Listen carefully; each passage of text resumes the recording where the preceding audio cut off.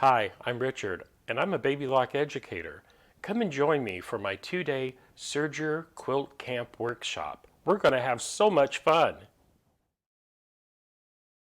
Some of the techniques you'll be learning is how to achieve a perfect 1/4 inch seam with your serger. There's 3 different ways to do that, and you're going to learn all 3 of them. It is so much fun. I love piecing quilt tops on my serger because guess what? I don't have to wind bobbins. I have a 2,000-yard bobbin on my serger to piece with, and I find that really exciting, don't you? Serger applique. We've all done applique with our sewing machines and embroidery machines, but did you know you can do applique on a serger? You'll learn how to in our workshop.